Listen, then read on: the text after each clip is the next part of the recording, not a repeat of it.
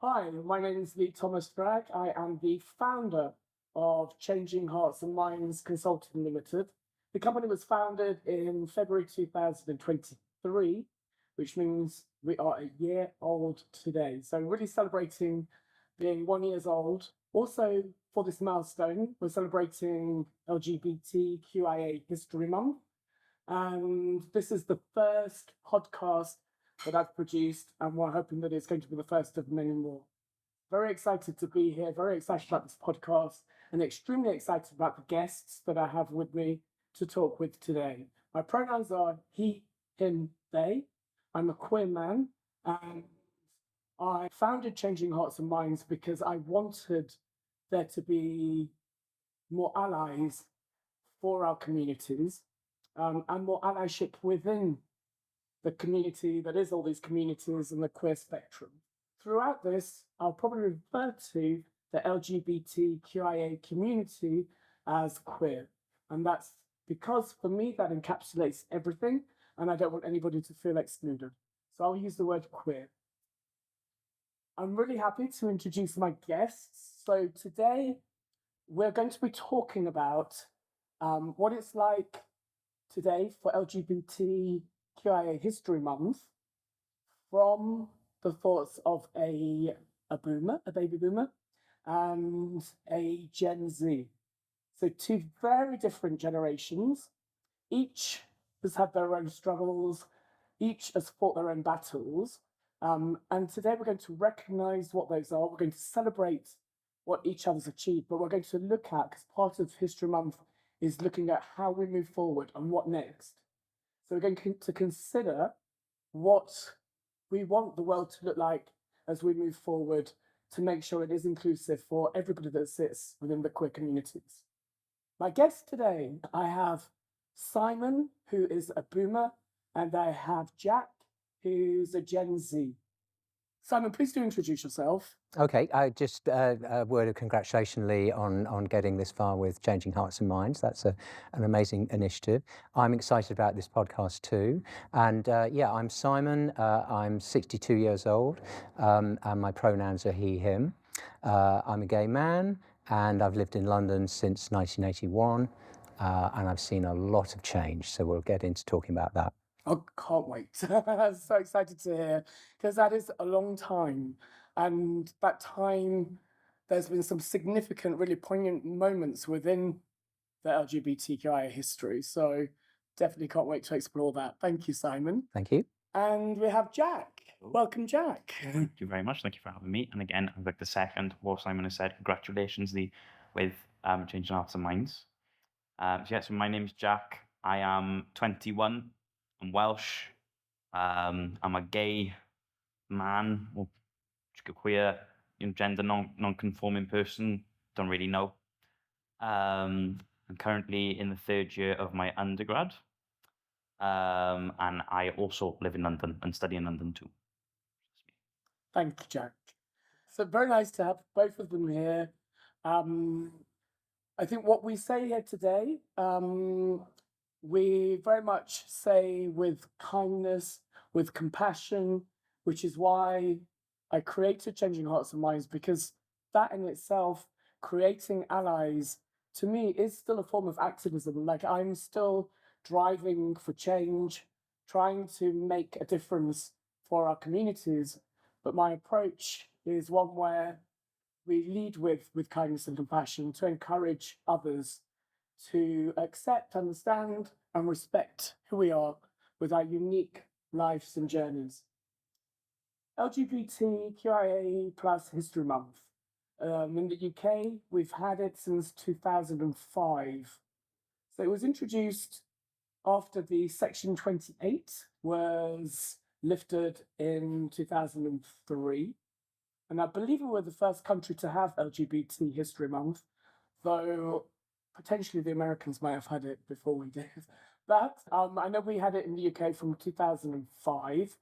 The reason we have History Month is to look at what we've achieved and to actually show what has happened for LGBTQIA people throughout history.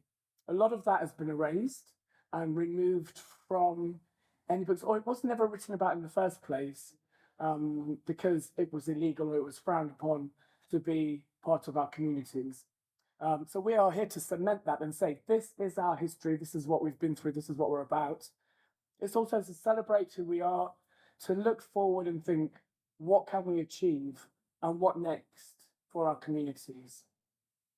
Jack, what does LGBT History Month mean to you?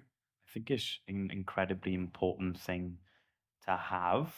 That sounds like a very obvious thing to say, but even coming from somebody I know, Simon, I can imagine that Simon has gone through an awful lot through his life, and has had to fight against a lot of different injustices. But I know there is still an awful lot that affect people my age as well. Especially now. I suppose I can't speak for everybody, but at least I can speak for myself. And I know I wish that people going through school and growing up who are younger than me can have at least that sort of environmental awareness that this is something that needs to be a long process of change socially. So yeah, I think Queer History Month just at least it allows us to acknowledge that that journey that we've been on, and all the different things that we've had to overcome and are still overcoming. Yeah.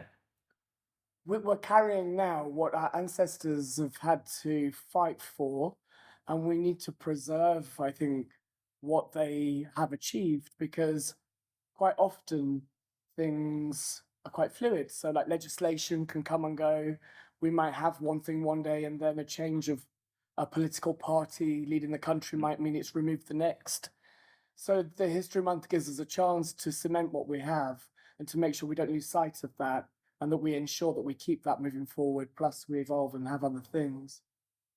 Simon, what does LGBTQIA History Month mean to you? It's hugely. I thought that was such a good point you made about so much of our history is hidden. Gay men have had to be closeted. LGBT people have had to be closeted through so much of history, and it's just lost. We haven't got that stuff written down because they couldn't write that down. It's illegal, so it's so important to reconnect with that and understand. We are standing on the shoulders of giants in terms of where we are now.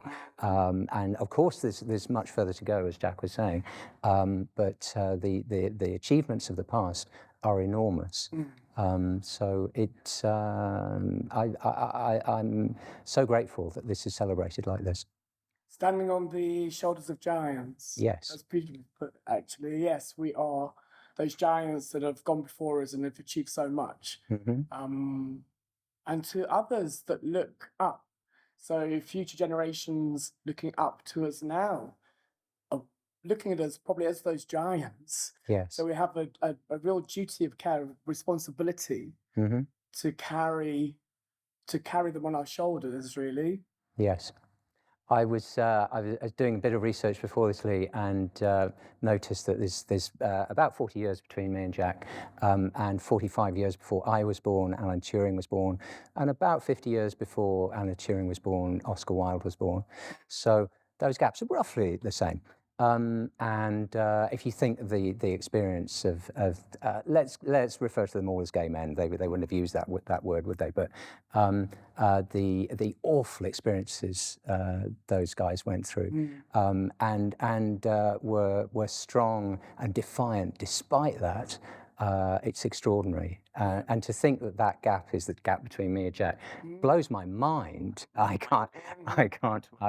I think of me back to somebody like Oscar Wilde as like deep, long history, but it's not so far. It's not so far.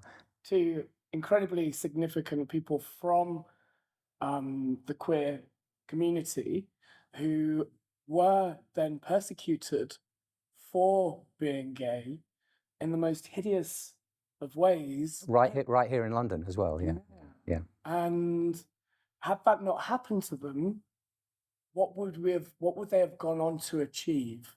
Because this year, for 2024, we're celebrating LGBTQIA History Month, but the theme this year is looking at the successes that we've had in the medical profession.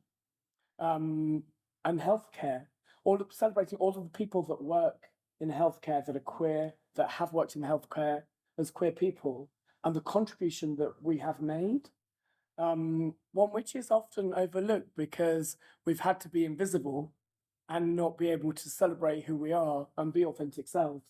But we have played such a significant part, and there's still such a disparity in our healthcare system, which really saddens me to think that there's a big part of our communities that are afraid to go get healthcare because of how they will be judged or how they will be treated. 38% of trans people still would prefer not to go and see a medical professional because they're worried about how they're going to be treated when they're with that person. So still lots of work that we need to do.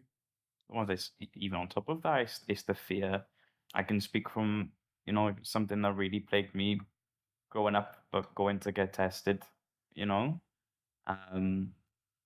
I wouldn't even go, when going to a clinic, I wouldn't go and say that I was gay or I was sleeping with guys, because I was even scared of coming out to the medical professional I was seeing, Yeah. just in case that fed back through a form back to my family. So it's one of those.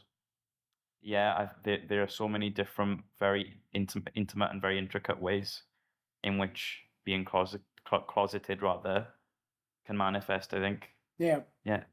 Yeah, so true. And not just in terms of what's noted could feed back to your parents or your family, but then what could be kept documented and reviewed and referred back to at any point in your life.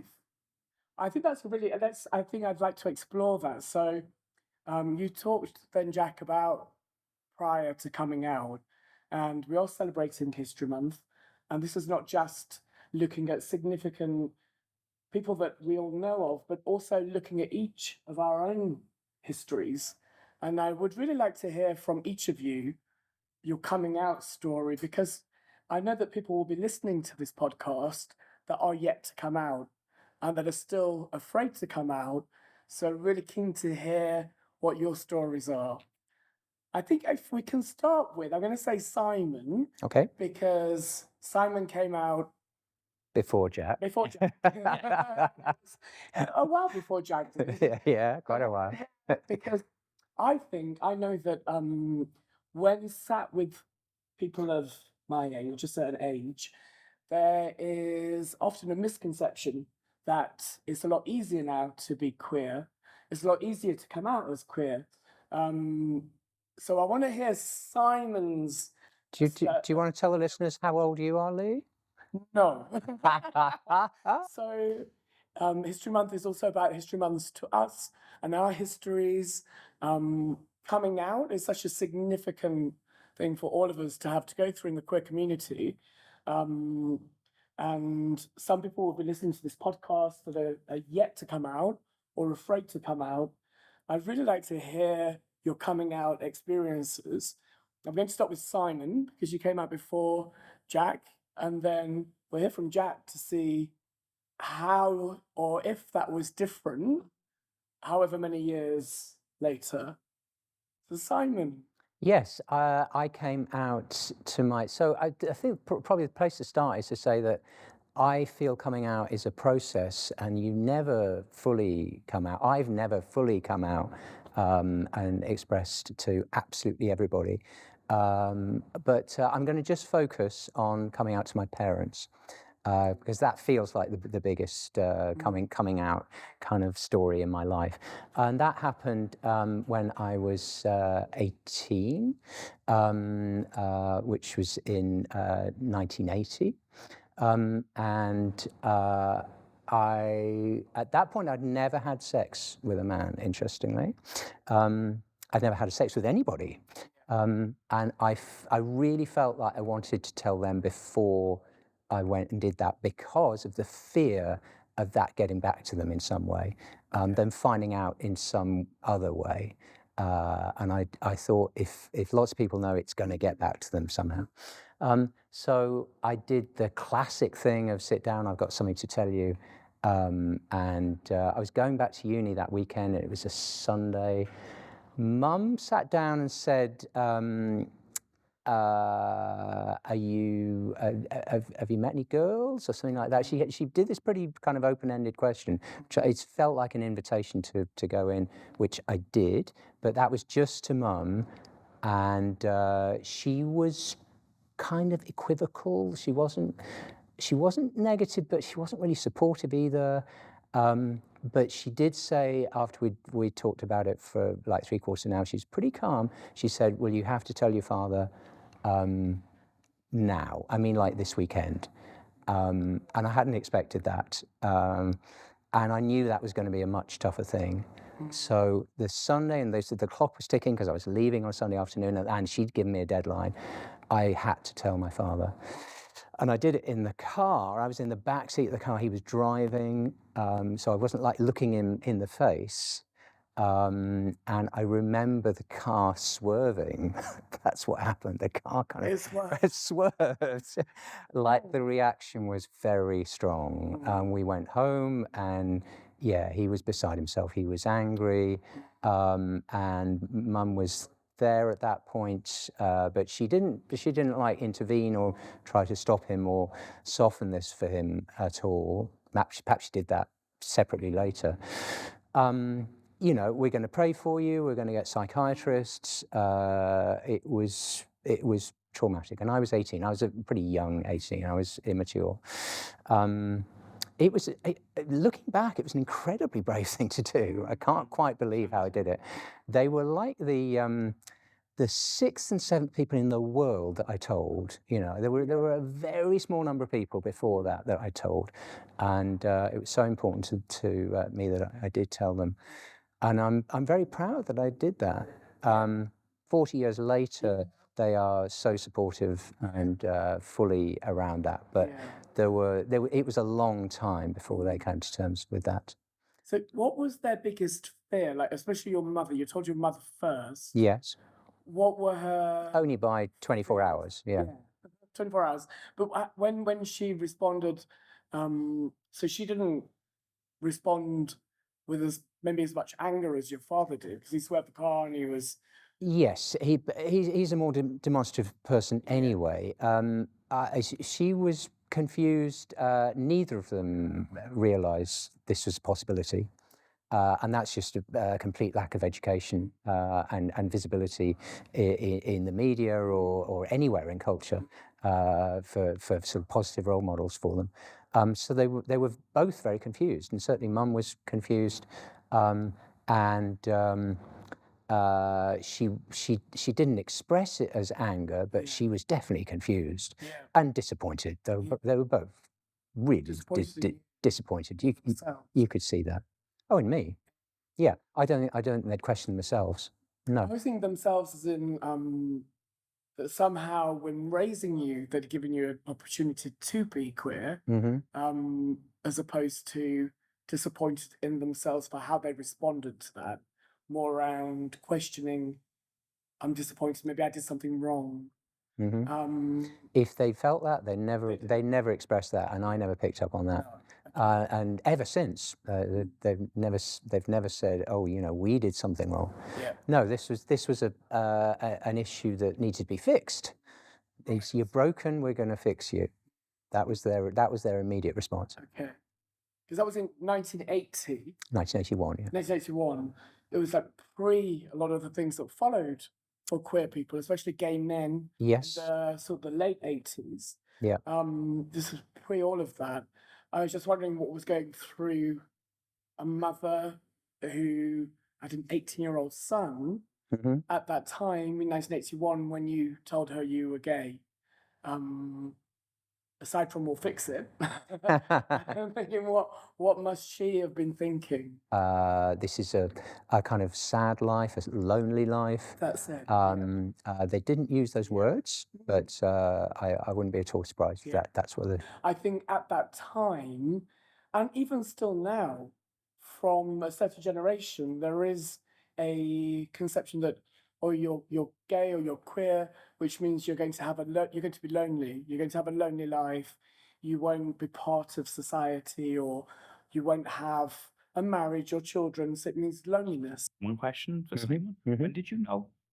Oh yes, a very young age. But I would never have used words like No. gay. When you started fancying guys? Yes, 8, 9. I used to have crushes on boys, Yeah. and I'd get clingy. I'd Yeah. kind of try and put my arms around them and things, Yeah. which is probably pretty inappropriate. But I was, I was just a kid. Yeah, I was the same. I probably knew from when I was about 11, Yeah. and it was because I had a smartphone, or it was about that age that I had my own smartphone, and it wasn't a very complicated one. It was just so I could ring family and stuff if I was outside playing. Yeah, Googled, found out I kind of like guys, and I Googled gay porn. I thought, oh, I really like guys. Sure. So I kind of kept that to myself for a very long time I denied it to myself until I was 16. Vehemently denied it to myself. I didn't want to be gay. I told myself weirdly, like if I watched more straight porn, then I wouldn't be gay. I could kind of like cancel it out, you know? But I got to 16, accepted it within myself. I was like, no, kind of, I knew I was gay. I told myself I was bi, you know, because it was easier to digest. Started meeting up with guys because of apps online and stuff. My whole gay life before I came out was through Grindr. Like, just be entirely honest, it was And how old were you then? 16. Oh, 16, yeah. And it's a common experience. A lot of other friends I've had with gay started about our age on there as well. There's nothing to stop you from being online. So yeah, meeting up with guys, had some probably experiences maybe I shouldn't have had as well. But then also a lot of fun. Got to university, same thing. Same thing. It was a secret from everybody rather, apart from myself. And then I always said to myself, if I met somebody I really liked, and he liked me back, they liked me back, then I would come out. That would be my excuse, because I wouldn't want to keep somebody else's secret. I don't think that's fair. I don't think that's okay. So yeah, kind of met somebody, thought fell in love, and then decided that I would tell my family, because I was like, right, I'm gonna have to, otherwise I can't go out with this person, you know. So I did. It was in car themed as well, actually. It was in a motorway services on the way to Cornwall, because we were on family holiday to Cornwall. First time I'd seen my my stepdad and my mum for, I don't know, it was like 3 or 4 months at this point. I'd hardly seen him when I was in my first year in uni. I told my stepdad in Welsh, so my mum wouldn't hear him. And I said, because I kind of sussed he'd be all right with it. Not that my mum necessarily wouldn't be, but I was a bit more nervous. And he was like, okay, yeah, no problem. It's fine. Don't worry about it. Kind of shrugged it off, give me a hug and said, well done. And then my mum, I love you to bits. If you're watching this, honest to God, I do. I'm just telling her how it was. She didn't quite know how to take it first off. We've spoken about this a lot since I've come out, but she didn't know how to take it. It was hard for her. I don't think it was feelings of disappointment, but it was like confusion, like why have you lied to us, kind of thing. What have we done wrong? So you felt like you can't tell us this. What jokes have we made? And that was a big thing because I firstly came out to my sister. So I was talking about parents because Simon, you talked about your parents. The first person I came out to was my sister. So Carrie's sister knew straight away. She always knew. She started crying. That was a very lovely experience. Sat her down with a bottle of rosé, and I said, "Right, Car, you know that girl I've been told you I'm dating?" She said, yeah, she's not a girl. So that's it. Yeah. So You were 18. 19. Okay, so you both came out at a similar age Yeah, as well. Yes. Yes, I spoke to my mum. She took a good few weeks to come around. It didn't sit well with her for a while. Um, yeah, but eventually she was very supportive. I firstly came out as bi because I thought it'd be easier for everybody. Turned out it was easier for everybody. Right. But it was a case of buy now, gay later, I suppose. I came out to my sister in a pub as gay in my second term of uni. Just a flippant comment, yeah, no, I am gay. I just said this to make it easy. I don't even know if I am gay. I think I might be pan, to be honest. I don't know. Um, yeah, and then I told my mum, she's fine with it. It's the way things are now, which is a lovely, lovely thing to say because it wasn't before. But my mum, there was a bit of a worry. She doesn't anymore, but she did stress, like make sure you get tested, be careful. Mm. So there was still a concern. I of absolutely don't blame her. HIV, Like, and this was, that's what not. year was this Well, when you came out? this was a year and a half ago. Yeah, So it's 2021. 2022. 2022, sorry. So I don't blame her. I think that's a cultural thing. But yeah, I mean, I'm going to ask Simon hmm how, when Jack tells his coming out story, what parts really resonated with your story, or any differences that you think? Yes, and it's such a wonderful thing to share with other queer people, isn't it? The coming out stories. It's this real connective tissue we all have. Most of us have in common. sorry, Go Simon, for it. before Yeah. you go. I think it's very important for us all to say they should only come out if you feel Mm. comfortable coming out. Absolutely. Never yes. ever feel Yeah. forced to come out. Yeah. No. Sometimes it might actually, not to reinforce your anxieties, but if you don't feel comfortable, if you think it's dangerous, then don't. It's a very personal thing to do. Absolutely. That's all Yes. that needs to Yeah. be said. I echo that 100%, Yeah. Jack. Yeah, and there's so much commonality there when you swap stories about coming out, and hearing Jack's story. Clearly, it's something that is still a big deal for us. I was talking to a young friend recently and asked him about coming out, and he said, "Oh, I didn't come out." I said, "What? You didn't come out? Like they didn't assume that you were heterosexual?" And that is the case with this particular person, and I can't quite believe we've got to that point. Certainly, Jack's family isn't at that point, and my family definitely wasn't at that point. The assumption would always be that you're heterosexual, and you've got to put people right about that. And I go back to the point I made earlier about you never stop coming out. You have to do it again and again and again. Oh, very good point. Still quite difficult. You start a new job, you have to come out. You go to a new college, university, you have to come out. Were you with a different group of people? So it's a constant thing, isn't it? Yes. I kind of try and take it in my stride. Mm. I just am gay to people. I don't. Mm. That sounds quite, not to be like too imposing. I try not to be an imposing person. It's just who I am. But I just kind of layer it happen within the first half hour of meeting somebody. I'll tell a little story, and I suppose that is kind of like coming out, really, isn't it, to somebody? Yeah, coming out. But in a I'm different proud of way. it now. I want Yes. people to know. Yeah. Yeah, and I'm a lot better than I used to be. Yeah. I'd be weighing up in that first half hour whether it was worth coming out or not. Yeah. With somebody. So in the background of this conversation that you're having with somebody you just met, you're thinking, should I or shouldn't I? Should I or shouldn't I? Yeah. And using weasel words like partner and Yeah. avoiding the pronouns. Yeah. Oh, just as a thing to say as well, I have mentioned it was a case I firstly came out as bi and then came out as gay. That does not invalidate people who are bi. That's not what I was trying to say at all. I just wanted to say that. Yeah, I don't want to be reinforcing the narrative that bisexual people aren't valid in their existence at all. Yeah, no, I don't think any of us would have thought that. We're going to look at sort of within Simon and Jac's lives, some of the real key milestones that have happened for queer history. And I will start with Simon.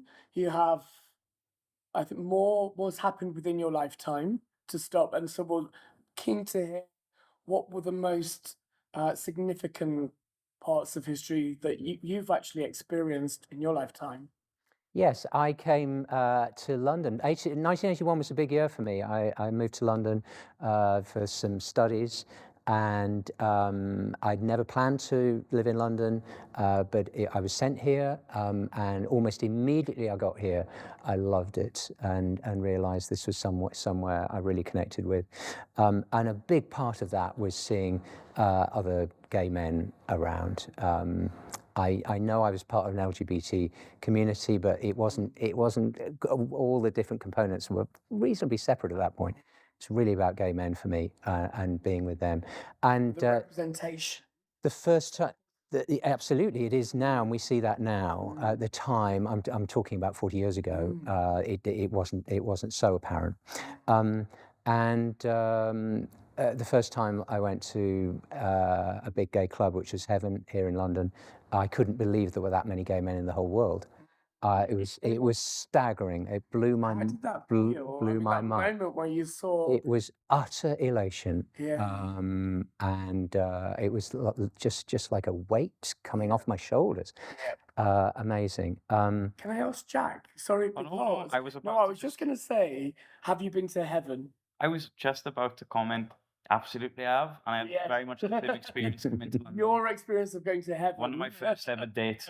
Was there a date? I don't know, but one of my first ever times out with another gay guy was going to Heaven. How did you feel when you went into a Wow. big venue like that and saw so many queer people? I knew it existed. I obviously, we talk about it all the time in the media and in culture. I was never brave enough to go to one. A bit of homophobia before I came out as well, a bit of internalized homophobia. So Me too. having that jump to go to one and think, this is really, really cool. This is really, really cool. It was lovely. And just allowing myself to enjoy it, it was such a liberating feeling. As a caveat to that, I would just say, personally, I don't drink very much, and I don't like these days that a lot of gay culture, it isn't entirely, not at all, but a lot of gay culture and queer culture is consigned to bars and clubs. I think it would be very nice for it to be a bit more mainstream, but there are other meeting points and places that we can be a collective as well. There aren't focused around alcohol and drugs. Yeah. So yeah, but anyway, no, Heaven was a big had a big place in my coming to accept my gayness as well. So still 40 years later, so young queer people are coming to London and walking into Heaven and having your experience. Yeah. Still now. Yes, yeah, and that's the same club still there, which is amazing. Everything else has changed, but Heaven is still there. It was named Heaven, by the way, because there's a big famous club called Hell, and it was the sort of opposite, but Hell's long gone. Anyway, milestones in my life, probably my queer life, probably one of the biggest was the following year the AIDS pandemic started. So Terence Higgins died, the first gay man diagnosed with AIDS in the UK in 1982. So 12 months after I got to London and had this big expectation of a wonderful life, that thing started. It started off as a very small thing. It started off as sort of very worrying news from America, and our definition of safe sex was not having sex with Americans, for instance. Yeah. And just the level of ignorance, not understanding what this was. And if anybody's watched It's a Sin, I don't know if you have watched It's a Sin, pretty much a documentary of my life. I was the same age as those characters in that TV show, and came to London at the same point that the lead character came in 1981. It was a slow build up. An initial fear when you heard of Terence Higgins and his death, or no, because it wasn't clear what that was. It wasn't clear what it was. Didn't even have a name. It wasn't clear how it was transmitted. So there was a lot of uncertainty, and yes, fear, but fear came later. So it really went on a long time, right through the 90s as well, by the way. Yeah. it wasn't till much later that it became clear what it was and how to manage it and how to avoid it. How many deaths had you seen before it actually became something fearful? Yeah, I mean, when close friends died, and you saw how they died, which was a horrible death, it was very real at that point. But that's like 6 or 7 years later than the time I'm talking about. So you referred to 1982 hmm when you first heard. So then in 1988, that's when you started to see. I had a good friend die in 1888, 89, the late 80s. Yes, yeah, and really saw what it did to him at close quarters, and it was ghastly. Yeah. Terence Higgins, by the way, was Welsh. Don't know if you knew that. Yeah, I didn't know that. from Pembrokeshire, and. Yeah, but as well as the disease, which of course would be horrible in any situation, was the level of ignorance and homophobia and the lack of urgency that we faced. Just this tidal wave of bigotry and homophobia that came. So things got worse. You know, we used to things getting better in terms of visibility and inclusion and equality. They got worse. Medical care. through. Well, you see the pandemic, we saw yes. things get really bad, but then we started to see things to get better. Yeah, the pandemic happened over a sort of 2.5 year period. I'm talking about a 13-year period, Wow. 14-year period, very long period, and this very important part of my my life, It's a long time. my 20s and most of my 30s. Yeah.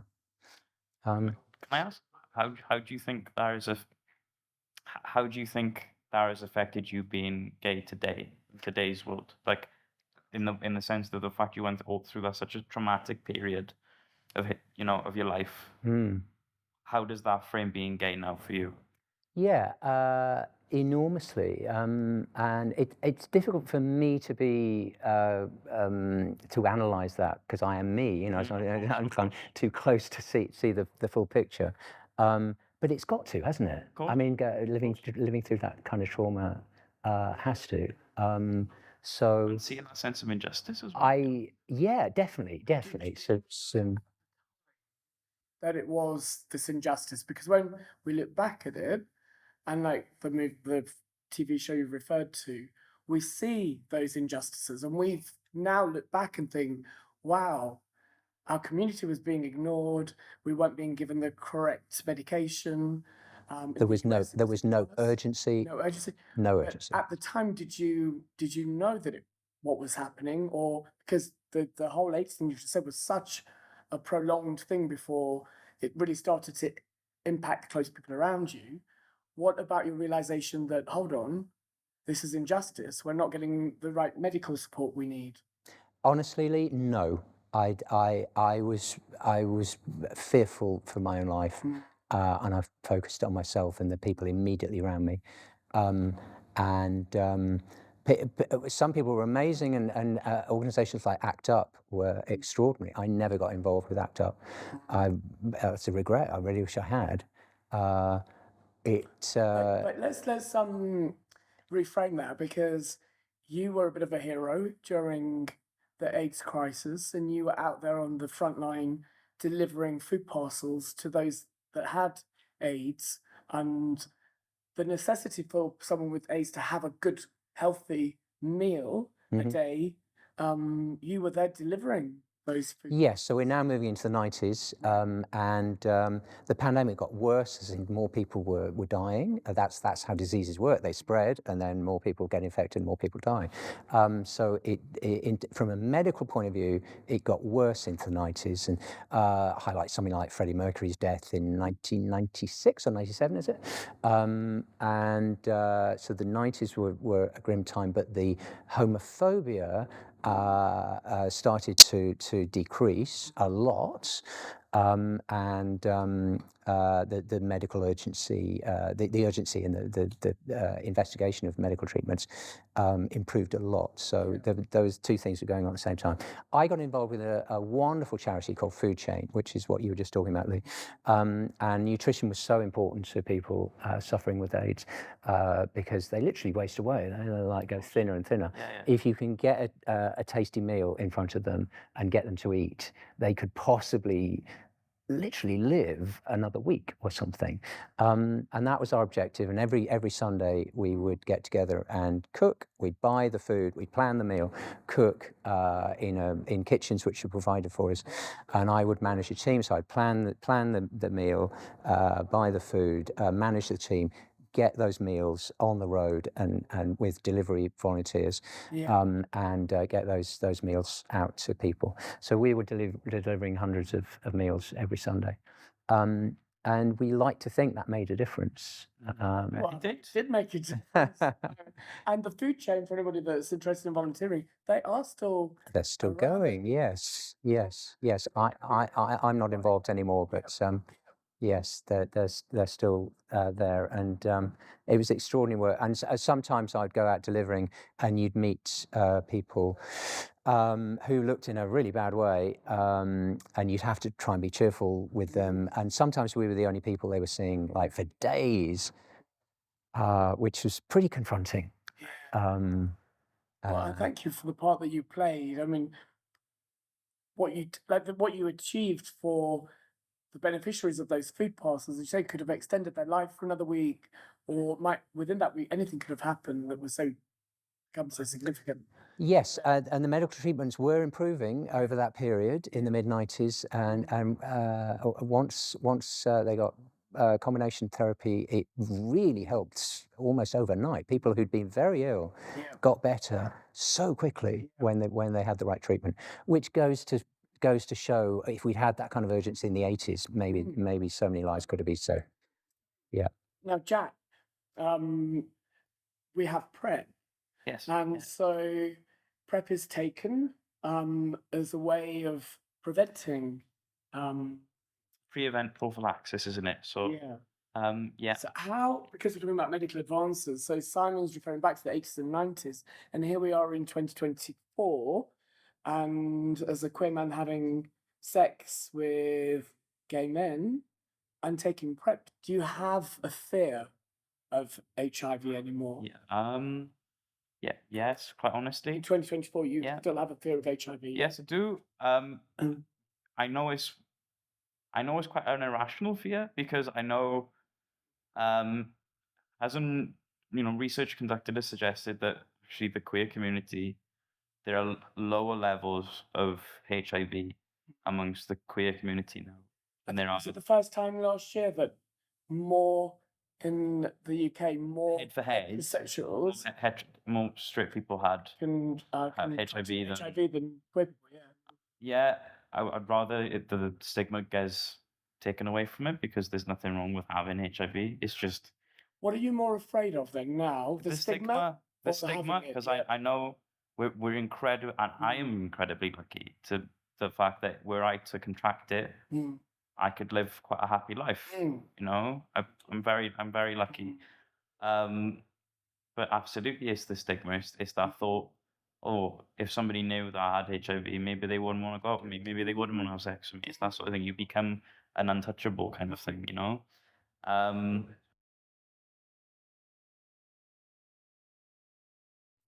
But I'm grateful that I have PrEP. Yeah, great. So you're more for the thing with Simon back in the 80s and 90s, because I remember when I said arrived in London in 2007, and there was still a stigma within the actual gay community, not even externally. So people referred on the dating apps to one another of, "I'm clean, are you clean?" It still goes on now. It still goes on now in 2024. And that narrative, a lot of it came from the media and came externally. But as queer people, we actually took that on and then started stigmatizing ourselves. Do you remember how that all actually came about? I mean, it was a desperate situation in the 80s and 90s.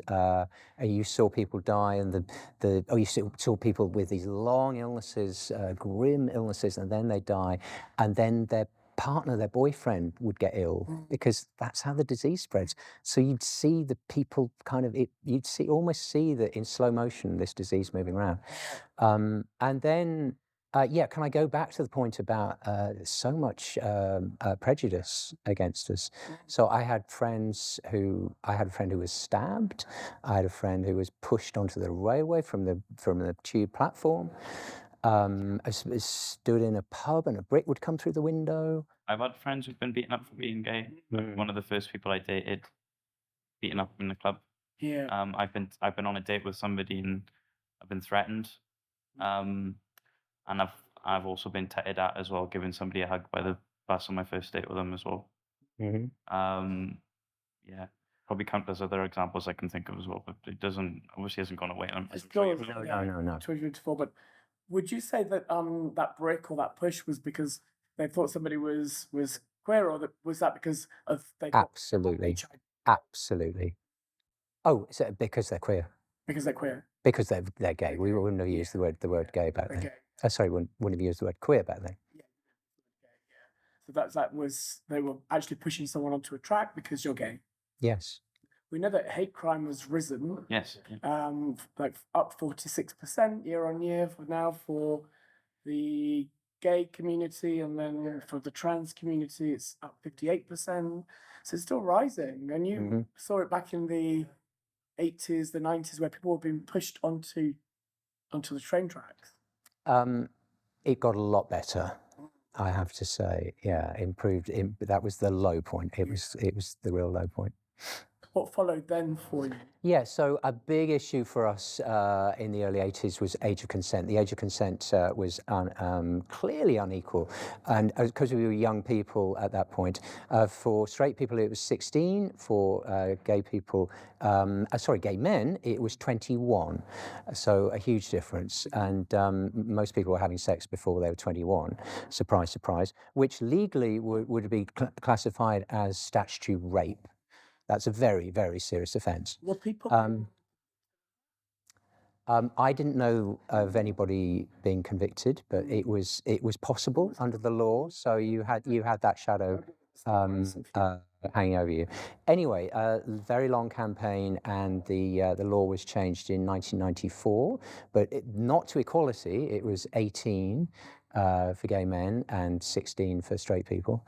And it's not until 2000, which is surprisingly late and recent, in my opinion, that we had full equality in terms of age of consent. You came out at 18. Yes. In 1981. Yes. It was illegal for you to actually have sexual relations with another man. Deeply illegal. It's not like a technicality. This is rape we're talking about. Yeah. Yes. And then just remind me, when did the age of consent first change? 1994. So 12 years later. Wow. And it wasn't until 2000 that we got full equality. So that's how slow things change. I think that's one that's often overlooked as well in our history. It's not talked about as much now. It was the biggest thing we were pushing for back at the beginning of the 80s. Bronski Beat, you've heard of Bronski Beat, had an album called Age of Consent. And I was hanging around with that crew at the time, and it was something we were deeply invested in, because it was so unfair. But when I tell people your age, Jack, of that, they and straight friends actually, and they say, "What, really? I mean, it just can't believe it." As you mentioned earlier, Jack, you were on Grindr at 16. Yeah, I was. What was legal when you were doing it for you to have sexual? Yes, I think from a legal point of view, it's not a problem. But if you compare to Simon, and so Simon's generation pushed and lobbied to get equality, age of consent. Yeah, and remember, it's only 12 years before I came out. So it's during my lifetime that sodomy was decriminalised in the UK. 1967, that was. Yes. So you were a toddler. the generation before me Yeah. had that hanging Yeah. over them. But still, when you were born, it was illegal to have sexual intercourse with another man. Yes. Yes. So when we think back to your coming out story and your parents, hmm of course, they will remember when it was actually against the law. Yeah, and I mean, I think it's interesting to remember that that law is the same law that is now still in effect in so many British Yes. ex-colonial countries. Um, Colonization led to, but whereas it's not against the law now, but it is still against the law in a lot of countries because the British took that with them. because they've kept those laws ever since. Yes, Uganda, Malaysia, there are other examples. Things improved a lot in the 90s. There was they improved enormously. There was a very effective treatment for AIDS, as I've said, and I think an even bigger thing was the wave of sympathy that came with from people observing and witnessing the pandemic and the toll that took on our community. Morphed into real advances in social acceptance. And there was visibility on TV, there were characters. I remember around about 2000, 2001, Will Young won Pop Idol or something, which seems like it's a very trivial thing. Yeah. And a few weeks after he did that, he came out, and there was a guy in Big Brother. Do you remember Big Brother, Jack? What year were you born, Reality show? Well, 2002. 2002. Yeah. So Will Young winning Pop Idol. Pretty was much actually when you were born. But it was a significant moment for, I think, in history. Yeah. It was the first time we'd seen that representation on TV, and actually the country voted for Will Huge to number win, of people. which is He wasn't actually out at the time that he won. Just speculated that he was gay. it's speculated, and he came out pretty soon after that. There was a guy who won Big Brother, and I've forgotten his name. I'm sorry, but it was like the first or second season. It was a huge deal, and he was definitely out. That kind of visibility in popular media was felt like a big change to me. yeah. That was, yeah, I'd say again, these seem like trivial things. They weren't. not. They seem so important to us. And the and high-profile people like George Michael coming out, and the whole farrago around that. I think Elton finally came out around about that time, and those were very big deals. I'd say as important as some of these legislative changes. When I introduced the company, it's like the legislation changes, but we need people that actually embrace and support Social change social change. is even more important.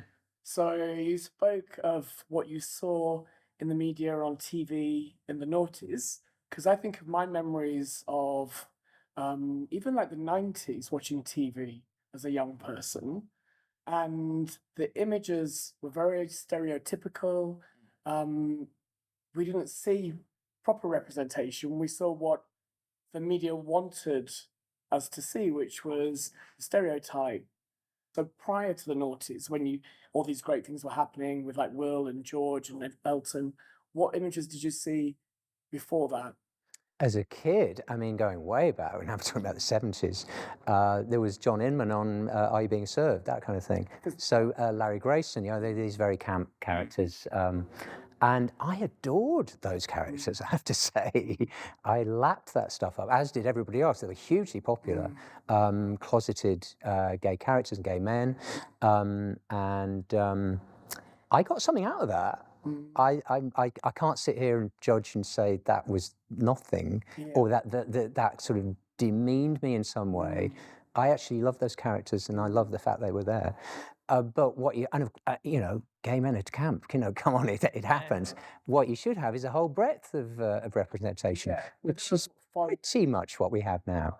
But it was very, very one note back then. But there were people around. I think coming out to parents at that time, parents assumed because they probably didn't know many queer people, presumed you were like Larry Grayson or what they'd seen on TV, but we're not the community is not, that's not represented everybody, but yet that's what we were perceived to. There were some famous scandals. There was Jeremy Thorpe, you heard of it, Jeremy Thorpe, who was closeted gay. So there were high-profile examples of people being closeted and being outed, and they were all in very scandalous ways. in very scandalous, and it's always a sad story because they'd been married and they got children, and it was just grim for everybody. That was the portrayal. People like my mum and dad would assume that was the kind of fate that would await me. To put words in your mouth about dirty thing to sweep under the carpet. Or Yes, deeply ashamed. Yeah. When you were a young person, what were you seeing? What images did you see? Probably much luckier to see a bit more of queer representation on telly, but now I've got to qualify this and say that for a very long time in my life, I had an awful lot of internalized homophobia, and part of me is quite ashamed of it now. Part of me knows it was just because of other structural things that are, in my social environment, but part of it was something I adopted until I came out. So I might not have engaged with them, certainly until I accepted my gayness and my queerness. In my immediate social environment, there was, an awful lot of jokes and stuff. So talking about, representations of gay people, it would still be very much about being camp, but also, again, not something very much, it might sound like I'm repeating myself, but I wasn't engaged with on a community level. You would have had things like Little Britain when I was very young, and Welsh, only gay in the village sort of thing. Yes, It's become almost a bit of a sickly stereotype that people say, but I suppose you can adapt that image and use it for yourself, as I do in many conversations with my family. There's definitely, I suppose, more acceptance in my generation than I can imagine there would have been in your, Simon. But I think for me anyway, the challenge was having to accept it myself. Yes. And want to embrace it. Yeah. That was the biggest challenge for me. You seeing those images and thinking, I don't want to be associated with that. Because I don't remember his name, but I remember somebody on TV with a chase me. Okay. And he would go to the audience and say, chase me. And I thought, I don't want to be that person. But yet everybody assumes I am that person. And now, I mean, I could look at it and find it entertaining, but I think back then, when that's the only representation we had, it was quite frightening that that's how everybody assumed you would be, and the limp wrist that you've referred to. Absolutely. Was to celebrate that. That's amazing. Absolutely. I love being called the queen. Yeah. Now, but we've embraced a lot of it. Absolutely, I've embraced it, and I've been able to learn an awful lot more about myself now that I haven't accepted it, but I just didn't at the time. I don't know if I'm making an empirical statement here, but just from my own experience, I found the valleys, and specifically Romney Valley in my school, to be quite a masculine environment, especially, and quite segregated as well. Girls would hang around with girls, boys would hang around with boys. It was definitely changing. Changing. Not all the time like that, but a lot of the time. So, the boys played rugby, and it was locker rooms, to say horrible things about gay people, So it really puts you in the closet, You're like, if I get tired with that brush. People did used to call me gay in school. And I would see it as a bad word, because they would call me gay because I like poetry and I like literature and I like being quite emotional and expressive. So I thought of it as that should be celebrated. Yet for you, that word and that association was a bad thing. It was a derogatory term. What year was that? What years? I left school in 2021. So 20 years after Young One Pop Idol, you're still hearing all of this stuff in the changing rooms. Absolutely. Yeah. Or even on the yard, kids would say, "Oh, that's gay." If something was bad. Yeah. There's a certain DJ I remember who's quite significant in history that would not stop saying on Radio 1, even asked when he was saying, "This is the implications of you saying that's so gay." He refused to stop. But yes, that "you're so gay" thing, or "that's so gay," became such a derogatory thing, when actually it's and that's something to celebrate. I have a love of poetry, a love of history. I like to be doing this or that, whatever. I like to talk about my emotions. My emotions. Feel them, yeah. not that that's necessarily a gay thing. I think that applies for all So people that can everybody, feel emotions. But it's definitely, it gets portrayed in that way, doesn't it? going back to your comment, Simon, about it's social change that is always needed. Talk to us about some of the changes in legislation that you saw within the past. We talked about age consent, but the other two big ones that come to mind are marriage equality, which came in about 2014.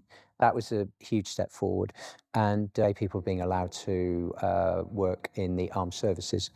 You had to be closeted, and if you found out, you were dismissed. You don't qualify for pension. Don't get any benefits. You get retirement or redundancy. You're just out, and Less than 20 years ago. no references. You're just ditched. These people are risking their lives for our country, and they're treated like that. There's many examples of that. Wow. Which is so clearly wrong and unjust. The armed forces and getting married are sort of really institution of patriarchy. So I don't feel like they're a huge step forward. They needed to happen. Yeah. But I think the bigger change is the social acceptance that we've seen. Yes. Jack, in terms of marriage equality, I know you can only speak for yourself and not for your entire generation of Gen Zs, but is this still something that's important? Like, do you want to have a monogamous same-sex relationship, or that's where you can get married and you have the certificates and everything? Because I believe that there's also now a shift in terms of what relationships should look like. And does that necessarily have to be more than one person? Can that be with several people? I've had an awful lot of conversations about this because after I came out, because I thought I really liked this guy. I've kind of wanted a relationship for an awful long time. So a part of me, I started to think about what should a good relationship look like. I've never really had a proper relationship before. Yeah. Once dated a girl when I was 16, Yeah. 17. But I've never had one where I like really fancied somebody, and it was, yeah. Anyway, so with regards to thinking about families and marriage, and having that sort of life trajectory, I don't know where I want, and I don't know. Sometimes I do want that, sometimes I don't want that, but I don't think there should be any expectation for me to want that. I think this actually goes for the liberation of straight people as well. I don't think this is a necessarily weird thing. I think heteronormativity, the idea, that you need to have a mortgage, and you need to be married, and you need to have a dog and 2.3 kids in a nice house. Yeah. And that is the only valid, good way of living life. That is something that really needs to be tackled and brought down. I think that's ultimately a detrimental structure into social mores in society. Yeah. Well, that's why I love Jay-Z so much, because they're really driving all of that forward. The whole narrative around Gen Zs being lazy and not wanting to work. It's like they don't want to work in the framework that's been created. Absolutely. We live in an incredibly unjust world. People are suffering with burnout and stuff, people being told that they're lazy, they're slacking, because they're not working to the point of to the detriment of their health. Yes. This honor and glory that comes with working very, very hard. Why are you needing to work that hard in the first place? It doesn't seem very nice or healthy, does it? No. I don't think that is good for people. I think we really need to challenge the way and really think critically about the structures and the way that we work and the world of work as well. And so not to not celebrate the significance of achieving marriage equality for those that fought so hard. I remember walking around London with demonstrating for that. So it's not to take that away, but it's absolutely beautiful thing. But it's saying that is an amazing thing, and if you want that, brilliant. But it's not saying that you should need that. No. Simon, all of the things that the struggles you had to go through as a very young man coming to London, coming out, expecting now to be here and the world to be so amazing. And then suddenly that was squashed in a year when this horrible disease arrived and the backlash we had from the media, from society, the stigma that then arose from all of that. And you lived through all of that. And then now in 2013, 14, then what was happening for you? So still 10 years ago. Yeah. And there was a great deal in my generation of making up for that lost time. It did feel like we lost our youth. And we were kind of determined to have a good time. My partner and I, now my husband, went traveling. We went to Australia. We eventually got married. We got married on the beach 35 years after we met, which is quite a nice story. Yeah, we've been together 40 years now and married 5 years. Yep. So we have got that bit of paper, which makes a difference. I'm Legally, it happy does. about that. Legally, it does. So that, I think that's the personal bit as well. Oh, definitely legally it does. Yes. Actually, the recognition, and years before that of couples been together for years and years, and then one of them being sick and the other one being refused to go into that room where Yes. their partner was dying. Yes. Or to actually have to know that partner and not allow for their wishes to be carried out because they had to wait for a sister or someone to come along. Yes. With marriage, that now gives us that ability to. I've witnessed those things firsthand, and the injustice of inheritance. So I was talking about people dying, and then the inheritance comes in and roots off to the family who'd completely disowned this person who died, and their loving partner was left like homeless. Anyway, that's back in the dark days. But yeah, coming up to the 2010s, things feel so much better, it's great to be in a loving relationship. It's great to be fully accepted by my family, given everything that we've come through. That feels extra sweet. Yeah, we've heard about your struggles with just coming out recently, and what before that the difficulties, the challenges of the locker room and the banter, the stigma, but now kind of looking ahead, because I said earlier, so History Month is also thinking about our future and understanding what you're currently going through, like the challenges. As Simon, as a 21-year-old, was terrified of AIDS, was living still a closeted life to an extent. Yeah. Legally, there were still lots of implications of being queer and gay. But for you, those have all been removed. How do you feel now? Prime Minister, 2 or 3 days ago, as Brianna Gay's mother was visiting Parliament, made a trans joke. There's the Lemkin Institute for Genocide Prevention. They theorize that there is a genocidal hostility in the world at the moment against trans people. They're not only a scapegoated group, they're targeted in a genocidal sense. Yeah. I wouldn't want to make, well, maybe I would actually. I would be as bold as to claim that that is a symptom that was symptomatic of that, for what we're experiencing in the world at the moment.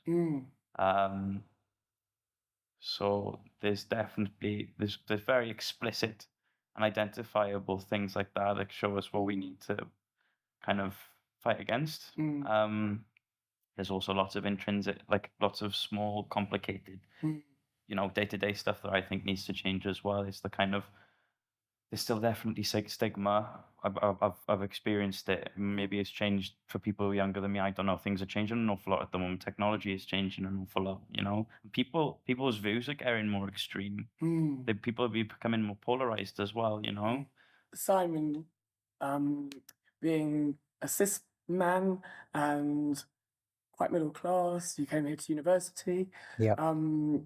And you have a seat at the table in a lot of situations. Definitely. However, lots of our communities still do not have that seat. And you speak about the trans community and the injustices that are currently happening. And even our Prime Minister is making inappropriate jokes. I'd also speak for myself too in saying that I'm not only gay, I'm somebody who had experienced domestic abuse when I was younger. So with my family, a lot of drug and alcohol problems in my family too. and that isn't something. Although I know an awful lot of people experience that through their life, um, that isn't something that's really talked about. You get people. It's one of those people are almost blind to it sometimes. Um, so I think that's that's another thing I think we should think about when we think about giving seats around the table. Yeah. Because people, it isn't one of those things that people think about when they talk about representation, I think. So you're referring to queer people that have been through trauma because of not necessarily because they're queer, but their families have all been in some kind of Yeah. dysfunctional trauma in Yeah, yeah, themselves. yeah. Yeah.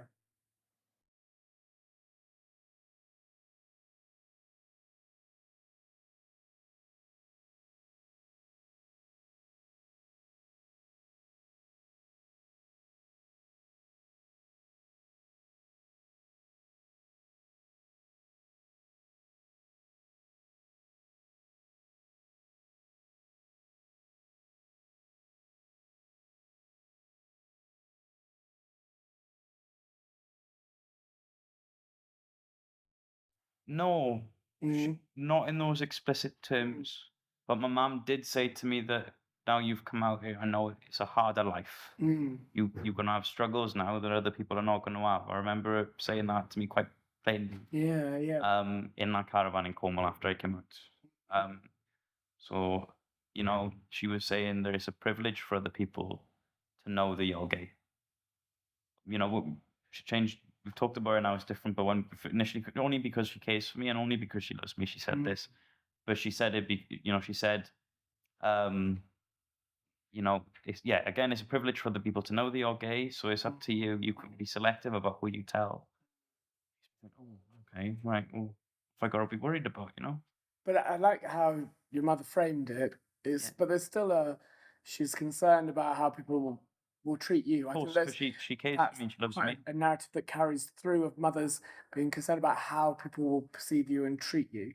Yeah. Now, as things are evolving and Gen Zs are less inclined to want to identify as themselves, as if we look at the big gender spectrum, the spectrum of queerness, that not everybody wants to kind of position themselves in one place because it can be quite fluid. But that is receiving a bit of a backlash as well in the papers. Sam Smith, for example, and Even from within the community, queer within the community. communities, A yeah, lot of exactly. a lot of people say that Gen Zs don't know don't know what they are. Yeah, We don't. No, we don't. I don't. yeah, I don't. yeah. I would say I'm gender non-conforming. I might be a boy. I might no. I don't really care. Does it? I know it really, really is very important to some people, and rightly so, but it doesn't really mean much to me. Yeah, yeah. And more people, I think, Yeah. are having those thoughts and thinking it's not really that important to I say don't want to I'm put myself in a male or box. female. It's like, yes. Yeah. Why should I? What's the point in it? So if gender is something that is social and socially constructed and is of a social, I wouldn't say nature, but is social, then is it something that is imposed? Yeah. That's how I think about it, and this doesn't go for everybody. This is just for me. So if it's imposed, if it's something that I've got for my environment, how true to me is it? So yeah, again, I don't know where I am, but I'm really happy not knowing it doesn't bother me. Yeah. And this is how I think things will continue to evolve. A piece of work that I did with Changing Hearts and Minds, being told by one organization we're not having pronouns on signatures because it's just a fashionable thing, it'll come and go. It won't go. And it's been here, gender non-conformity or floating around in the gender spectrum has been here since the start of time. Of course, yeah. And trans people have always been here, non-binary people have always been here. So it's not something that is new. No. It's just now it's being spoken about and people can identify as being non-binary. What would you hope for the future, Simon, for Jack being non-binary, being queer, given I feel like in your lifetime, you can maybe say what you were hoping to achieve actually in the 2014-15, and so that became a reality. What would you hope for Jack and Jack's generation. Yes, I mean, just to add to that point about gender, I think it's fantastic that gender is now such a debate, and there's so much thought and focus on this issue. I would say as a feminist that I do feel gender has a role in inequality. And by saying anything like gender doesn't matter or it's a social construct or something, we are undermining feminism in some way. So we've got to be very careful about that. I don't really see a contradiction between being feminist and supporting trans rights. So can I just say that? What I hope for the future for all young people, all young queer people, is that we can get more justice, more equality, more inclusion, and more diversity. And I really see this as a global issue. So we've focused a lot on London and the UK in this conversation. But to meet young people around the world, and really they're where I was 40 years ago now. You know, they're facing horrible laws. They're facing complete ignorance and bigotry from their families, religious bigotry. It's just horrible, the situations that people are facing. I'll give you a couple of examples, like Hong Kong. We all know about sub-Saharan Africa. I really see this as a global struggle, and that's what I'd like in the future, is for people in those countries and those regions to enjoy the kind of freedoms that I've got now, and that Jack is beginning to enjoy. I think that's a really good point in terms of we've spoken a lot about our experiences of being in London. Changing Hearts and Minds, we've been doing some work with young people in Uganda that have had to go into hiding and actually supporting them moving to a safe place. And it's because they're being persecuted in the ways that before the legislation went through in the UK, that those generations would have been persecuted. Yes, I'm involved with a charity called Rainbow Migration here in London, and people, asylum seekers, come to the UK seeking asylum and safety and security, and what they're faced with is this abhorrent situation that the current government has put in place, and they're stuck in detention centres. They are terrorised and stigmatised there because they're LGBT. They're not accepted. There's just open-ended thing. When will they get a visa, or will they get rejected and sent God knows where? That's happening right now, today, just down the road from here. So there's so much more work to do. So much more globally, and so much more we can still do as we're evolving in London. We speak about what the rights and what we have here, but we still have our Prime Minister talking about part of our community in a disrespectful way, especially when a Not mother's just breathing. disrespectful, it's Yeah, but I agree. Like, if you look at, I go back to Uganda, but people being castrated, being put through conversion therapy, which is still not being, we still in the UK have still not pushed through the bill to make it illegal to subject someone to conversion therapy. So reflecting back on what you've heard and the significant achievements that previous generations within the queer community have gone on to achieve, the things that Simon's generations have fought for, fighting for the age of consent to be equal, is something we don't really talk about anymore, but that's a massive achievement in itself. So all of these things that have happened before you, and sitting with Simon and thinking, wow, your generations have actually achieved this for us. What would you like to achieve for somebody that's a queer baby that in 20 years' time will be sat where you are? What would you like to achieve in your generations for them? This is incredibly utopian, but I would very much hope that they wouldn't have to worry about these sort of threats anymore. That might not happen 20 years from now. But that's what I would hope for. That there's something that hardly occurs to them, and for straight people too. Not to make such a hard and fast dichotomy, because I don't think there is. I think sexuality and gender for many people too. Not everybody. And I'd just like to say I'm a feminist too. But yes, it's not a cut and dry, hard and fast thing. And for everybody to be very comfortable and okay with that, not that it doesn't worry people. It doesn't bring out a sense of fear in people. That people are more comfortable, more liberated in other ways as well. Um, liberated in the world of work.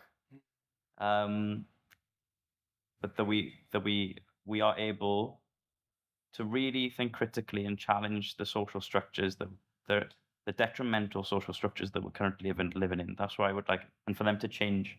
That's why I would like. I know that sounds very obvious. They're very broad. No, I think it's raising awareness for many that are not within our communities that this is still something that we're working towards. We don't have it yet. And for some looking in, I've heard lots of times from people that are not within our community, or you can get married now, you can adopt children, like you can have surrogacy. What are you complaining about? But actually, when you look at it and you break it down and you speak about what you'd hope for the future, hopefully people listening that are not within our communities or that are in our communities but believe there's no need for change now can see and can listen to and actually think, I've learned something from this as a takeaway from this. Can I add one more thing, Lee? Something I hope for Jack is that you won't have to use the label. So we were always working towards a situation where people didn't need labels. And you said a couple of times, I'm not quite sure what I am. And that's fine. And that's where most people are. And yet we stick these words on people. I don't know what the word is in English, but it's a footprint of modernism, I suppose, that we need categorization. You need to fit in a particular box so you can know who you are. Pigeonhole. Yeah, let's get away from pigeonholes. Which relates back to the Equalities Act in that gives some protection, apparently, for the 9 protected characteristics. So if we don't label ourselves, then we don't have that protection under the law. But yes, how amazing would it be where we don't have to come out, or we don't have to say who we would fall in love with, who we'd be sexually attracted to, or what our gender was. My friend sent me a little video of my godson, who's a little toddler, sat in her car putting lipstick on with a vintage Madonna track playing on the radio, and she's so proud. It's so beautiful to think, that we've seen a shift in so many people in society, acceptance, celebrating who we are as a queer community. But that's still such a small amount compared to the size of the world's population. So there's still a lot of way to go. Although not everybody is privileged, I know privilege is contextual. We are quite privileged in the UK. Yes, definitely. Yeah. And we should try and help queer communities elsewhere as well. I think that's very, very important. It's a call for empowerment because there is a danger that there's a saviorism, like a Western saviorism that can be adopted. It's not. We should give a platform and we should help others. It's not about doing it for them. No. No. Which is one of the reasons I wanted to have this podcast and why I want to have more, because I do get to speak on a podium. I get to speak at events with organizations to teach their employees how to be better allies. And that comes from you, my community voices, who help me to understand what's going on and what challenges they face. So I can speak about that. But this podcast is actually having community voices speak for themselves and for you to have that platform and podium, which you might not have had. Thank you so much. It's been beautifully said by both of you, and I think it's provided me with insight. There's stuff that you've spoken about, Simon, that for me was really educational, and I thought I knew everything about queer history. Second that. And Jac, just understanding how you feel, someone of your age, that insight is something really powerful, I think, for us to all have within our communities. So yes, and the commonality between us both, which is kind of surprising. That really worked. Lisa. Thank you. Thank you, and thank you to Saz, who's well for recording. Thank you. Saz, you're a superstar.